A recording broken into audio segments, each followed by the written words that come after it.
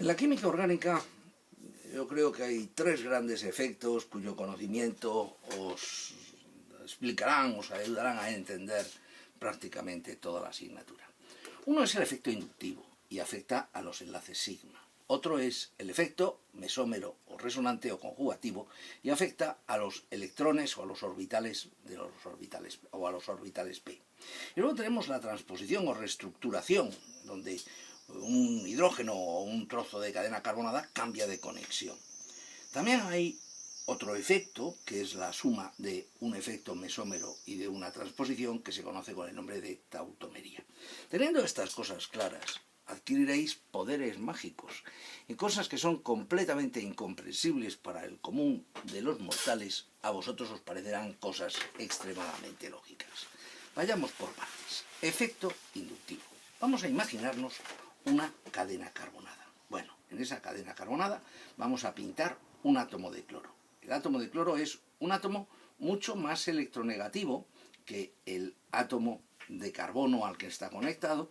Luego los dos electrones del enlace sigma no están en el centro geométrico, sino que están desplazados más hacia el átomo de halógeno por su mayor electronegatividad, como he dicho. Por tanto, en la zona del átomo de halógeno habrá una densidad de carga de tipo negativa, mientras que en la zona del átomo de carbono, donde su electrón ha sido obligado a desplazarse hacia el cloro, habrá una densidad de carga positiva.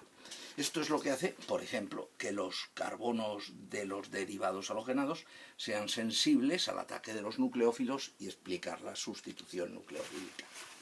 Otro efecto interesantísimo es el efecto de la resonancia. Imaginaros que yo tengo aquí un doble enlace y que, bueno, pues aquí tengo, no sé, que formo aquí un orbital vacío por la razón que sea. Esto sería, pues, un carbocatión. Pero este carbocatión es estable no por ser secundario, terciario o primario, no, sino por ser resonante. Nosotros hemos formado el carbocatión al lado de un juego de orbitales p con electrones.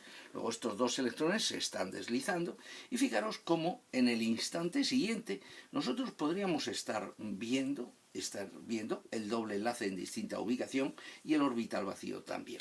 Esto es lo que nos explica, por ejemplo, por qué la posición alílica o la posición bencílica es tan reactiva, por qué tienden a hacerse las reacciones en las posiciones de al lado del benceno o de un doble enlace, porque cuando formas el carbocatión, este carbocatión sufre el efecto mesómero o resonante que contribuye poderosamente al desarrollo de la estabilidad.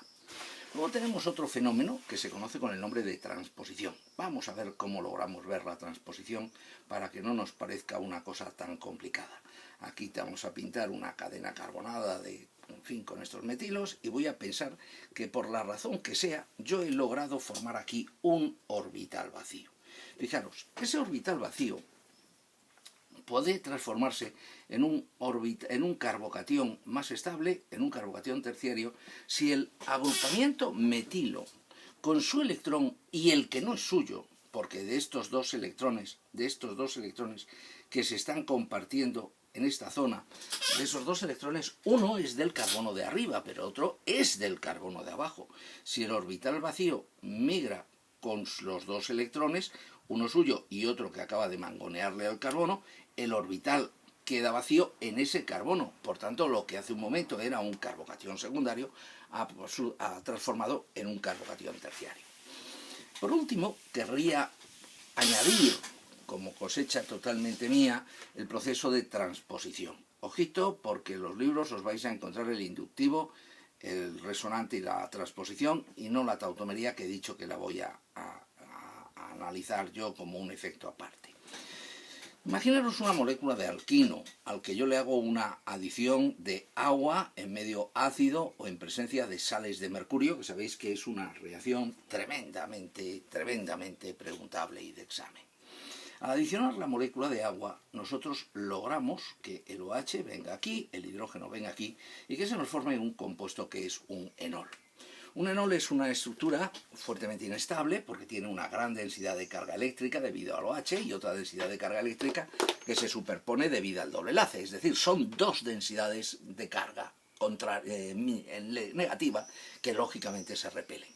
¿Cómo se hace la tautomería por la que un enol evoluciona a un compuesto de más estabilidad como es la función de carbonilo? Bueno, pues fijaros, para hacer una tautomería yo demostraré que un enlace pi cambia de signo. Eso se llama resonancia o mesomería.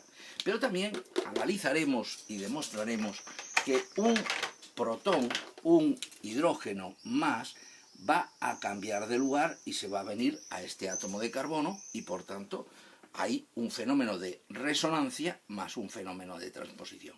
La tautomería no la estudiéis como una cosa aparte, sino como la suma de una resonancia y una transposición.